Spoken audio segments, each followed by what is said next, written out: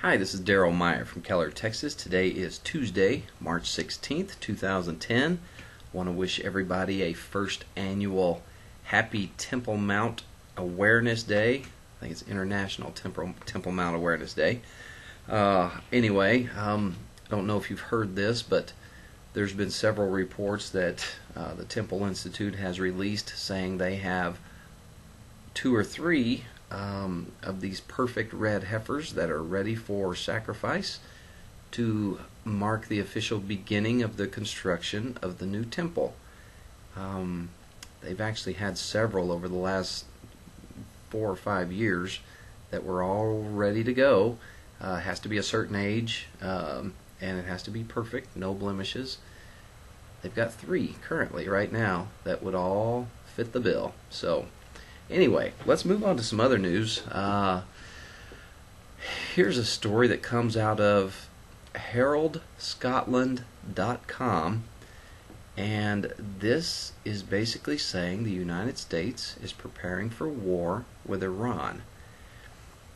The title is Final Destination Iran with a question mark.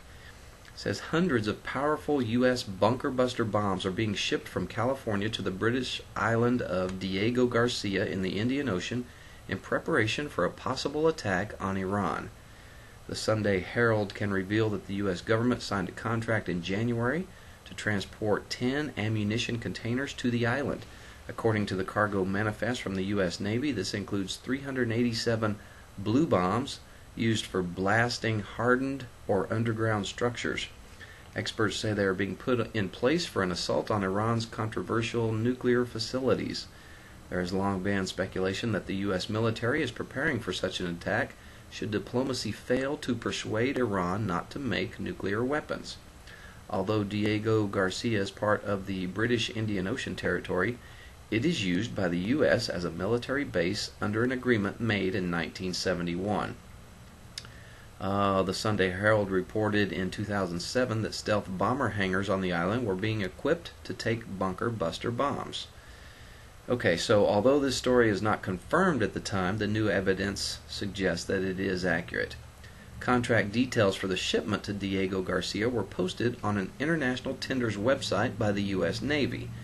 Shipping company based in Florida, Superior Maritime Services, will be paid $699,500 to carry many thousands of military items from Concord, California to Diego Garcia. This includes 195 smart guided bombs, 110 bombs, the blue bombs, and 192 massive 2,000-pound blue 117 bombs. They are gearing up totally for the destruction of Iran, said Dan Plesh, director of the Center for International Studies and Diplomacy at the University of London. Said the U.S. bombers are ready today to destroy 10,000 targets in Iran in a few hours. Wow.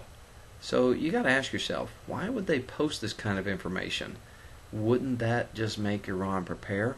Well, it goes on to say that the U.S. is not publicizing the scale of these preparations to deter Iran, tending to make confrontation more likely. He added, the U.S. is using its forces as part of an overall strategy of shaping Iran's actions. Okay, makes sense. A little scary, but it makes sense. And here's another story out of PressTV.ir. It says Iran names defense management team. Iran's President Mahmoud Ahmadinejad has named the country's team tasked with minimizing the effects of damage on the country should it be attacked by foreign forces. And this story also goes on to say that says the Sunday Herald on Tuesday reported the Obama administration has shipped hundreds of bunker buster bombs from California to Diego Garcia in the Indian Ocean in preparation for a possible attack on Iran. I found this story in about 5 different websites, so sounds like there's some credible evidence there.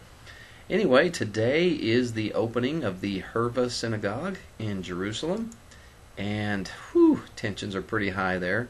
Hamas has called for an intifada, an uprising against Israel and Christians. This is just getting more and more tense over there.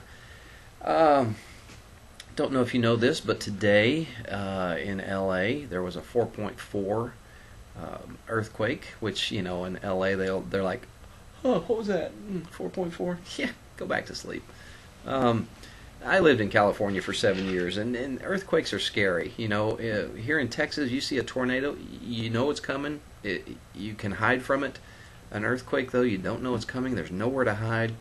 On the plus side, though, it's over in just a matter of seconds, and the weather's still nice. So, you take what you get, I guess. There's an interesting study, though. On Sunday, a magnitude 6.6 earthquake struck off the coast of Honshu, Japan. On the same day, a 7.0 magnitude rocked Indonesia. In all, there were a total of 11 major earthquakes, registering at least 6 on the Richter scale during the week of March 8th through March 15th. Now, according to the European Mediterranean Seismological Center, there have been 39 major earthquakes of 6.0 or greater from January 1st to March 15th of this year. 39. A similar search reveals there had not been a single major earthquake magnitude 6 or above during that same period of time from 2000 to 2005. But then the Earth started to move. In 2005, using the same date range, suddenly there were 30. In 2006, there were 24. In 2007, there were 24. In 2008, there were 41. 2009, there were 28. And 39 so far this year. Now, you're probably saying, yeah, so. Well, Jesus said that as the final hours of this world as we know it counted down, that one of the signs of his soon return would be an increase in both the frequency and the intensity of earthquake activity. And here we are. Anyway, let's talk a little bit about this. Israel and the United States are kind of butting heads right now with all the tensions going on. Israel announced this building of 1,600 apartments in a Jewish neighborhood, but it set it set the Obama administration in an uproar. I mean, they just went off. Got me to thinking about some leaders that you may read about in the Bible. And I found this one that I wanted to read to you. This is from Judges 9, verse 45, and this is about Abimelech.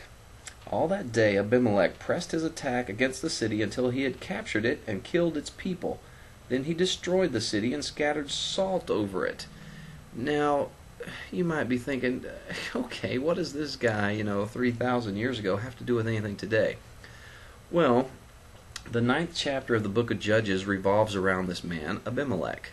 Now, he doesn't qualify as a judge because he had absolutely no interest in leading God's people in his ways. He was a leader, but not the kind of leader the Lord wanted. Sound familiar to any of y'all? I mean, outwardly, everything seemed to go Abimelech's way. He outmaneuvered his rivals. He rose to power. He won the election. He demonstrated strong leadership qualities. He was a good speaker and even defended his throne with stunning success. But one thing remained against him despite his achievements. That was God. Because Abimelech dealt treacherously in acquiring his power, the Lord was determined to deal with him. And he did, using a woman and a millstone. You can read about that in Judges 9, verse 52. Abimelech went to the tower and he stormed it, but as he approached the entrance to the tower to set it on fire, a woman dropped an upper millstone on his head and cracked his skull. Hurriedly he called to his armor-bearer, "Draw your sword and kill me so that they can't say a woman killed him." So his servant ran him through and he died. Let me just say that if you're not being led by God, you're probably being led away from God. And clearly when a president says, hey, I no longer consider America to be a Christian nation, he's not being led by God. So I ask you, who would be leading him? Let's go to Deuteronomy 5, verse 32 and 33. So be careful to do what the Lord your God has commanded you. Do not turn aside to the right or to the left. Walk in all the way that the Lord your God has commanded you, so that you may live and prosper and prolong your days in the land that you will possess. Let's go to Matthew 23, verses 8 through 12. This is Jesus talking. But you are not to be called Rabbi, for you have only one master, and you are all brothers. And do not call anyone on earth Father, for you have one Father, and he is in heaven. Nor are you to be called Teacher, for you have one Teacher, the Christ. The greatest among you will be your servant, for whoever exalts himself will be humbled, and whoever humbles himself will be exalted. Can you think of anyone who's been exalting themselves lately? Yeah, me too. How about Psalm 71, verse 14? But as for me, I will always have hope. I will praise you more and more. My mouth will tell of your righteousness, of your salvation all day long, though I know not its measure. I will come and proclaim your mighty acts, O sovereign Lord. I will proclaim your righteousness, yours alone. Since my youth, O God, you have taught me, and to this day I declare your marvelous deeds. Even when I am old and gray, do not forsake me, O God, till I declare your power to the next generation, your might to all who are to come.